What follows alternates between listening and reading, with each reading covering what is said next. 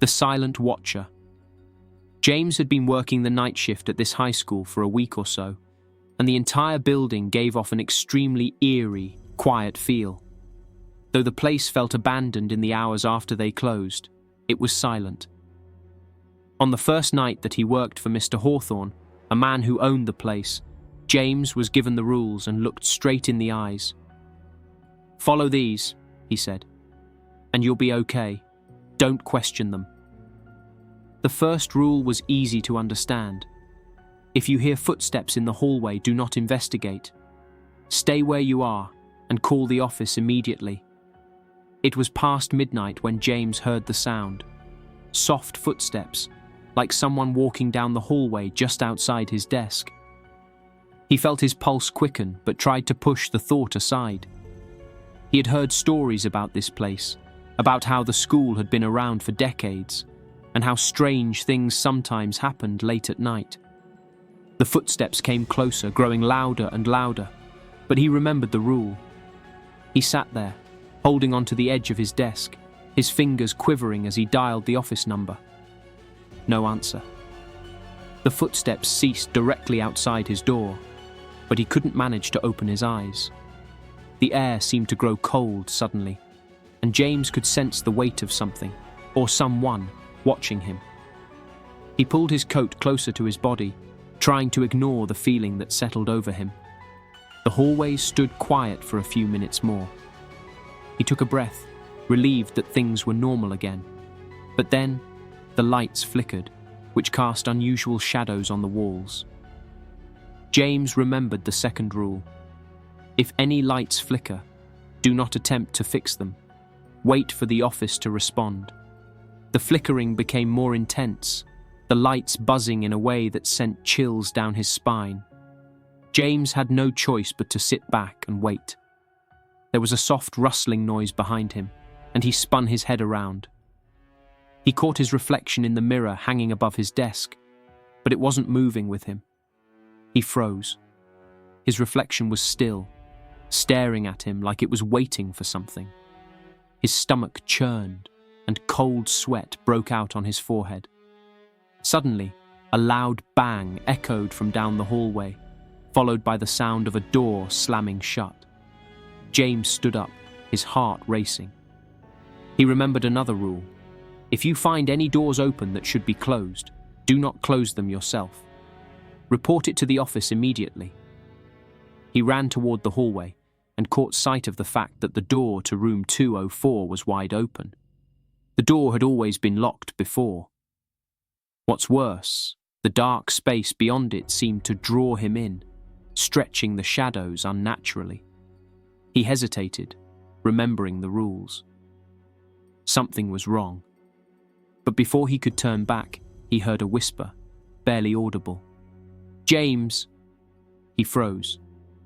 The voice came from the darkness, from the very room he was not supposed to enter. Never look into the classroom mirrors after 2 a.m. If you see anything moving, walk away slowly and leave the area. But he couldn't help it. He turned to look into the glass of room 204.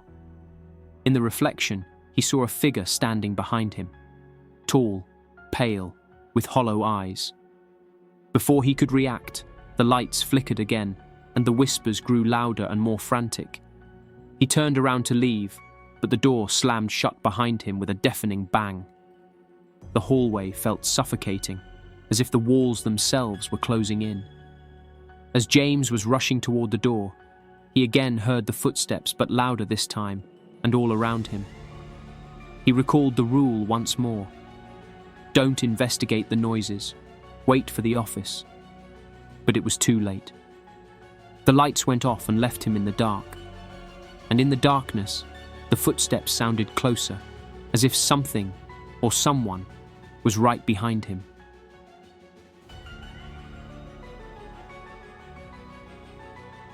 The room with no name. It was just a few weeks since Sophia started working at nights, but the rules by Mr. Hawthorne would not cease to unsettle her. She sat across her desk, scanning empty halls of the school. Her eyes strayed on that clock, nearly midnight. Chillingly silent, so was the building, where it felt like she belonged to nobody in the earth. She checked her phone for any messages from Mr. Hawthorne, but found nothing. Just as she settled back in her chair, a knock echoed through the hallway.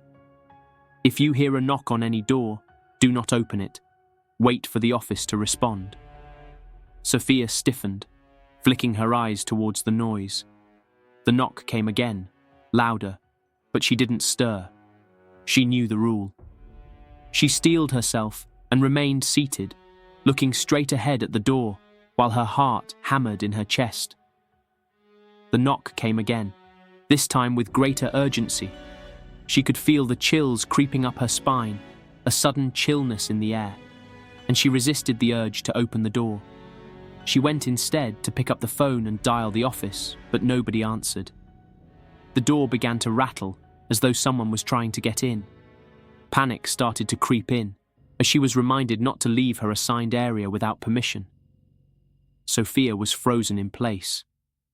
The only sound was the creaking of the door straining against its frame. Then the lights flickered, just for a moment. A dull, oppressive darkness fell over the hallway. She remembered the next rule: do not attempt to fix flickering lights. Just then, she noticed something moving in the hallway. A shadow, tall and flickering, stretching across the walls. It moved as if it were alive, its shape undulating like smoke. The temperature in the room dropped rapidly, and she could see her breath clouding in front of her.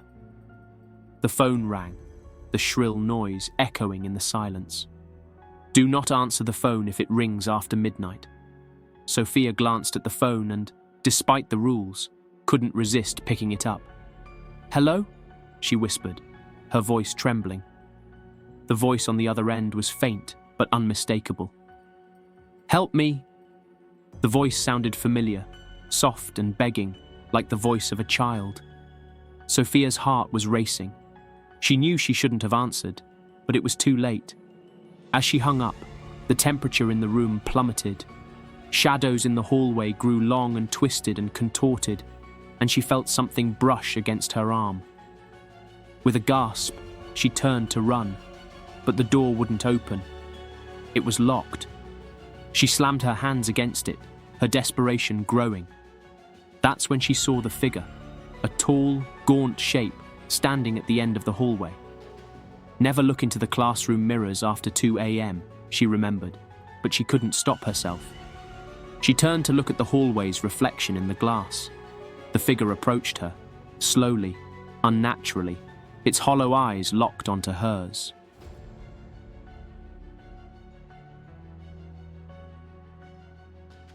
The haunted corridor. Jason's first night shift at the high school was far from anything he expected. He thought the rules Mr. Hawthorne gave him were kind of weird, but it was probably just cautioning. But tonight, Jason could feel something was amiss. The first rule was obvious. If you hear someone call your name from the dark, don't answer. Jason had heard it earlier, faint and whispering, but he hadn't responded. He kept moving, his heart pounding with each step. It was 2 a.m. when Jason needed to use the bathroom. He looked at the stairs, but then he remembered the next rule. Do not use the stairs after 2 a.m. The elevator was his only option. He stepped into the elevator, pushed the button to take him to the first floor, and the doors closed softly with a ding. The elevator began to descend. The temperature dropped as it moved. He felt it. He could feel something cold, unnatural, as if the building itself was exhaling an icy breath. The elevator jerked to a stop. The doors slid open onto the first floor, but something was wrong. The hallway was pitch black. Jason stepped out, and he heard the phone ring. His heart skipped a beat. Do not answer the phone if it rings after midnight. Jason hesitated but couldn't resist. He picked up the phone, his voice shaky. Hello? There was no answer, only static. Then a voice, faint and distorted, came through the speaker. Jason! The line went dead. Jason froze. The air around him seemed to thicken. the shadows in the hallway stretching impossibly long. The floor creaked, and Jason turned to see something moving at the end of the hall. Dark, shifting shadows, too large to be human. A voice whispered his name again. Jason. This time, he did not turn away. He ran, his feet pounding against the floor, but when he reached the stairs, he could not move. The figure at the end of the hall stretched out with long, bony arms. The rules had always warned him, but now it was too late to follow them.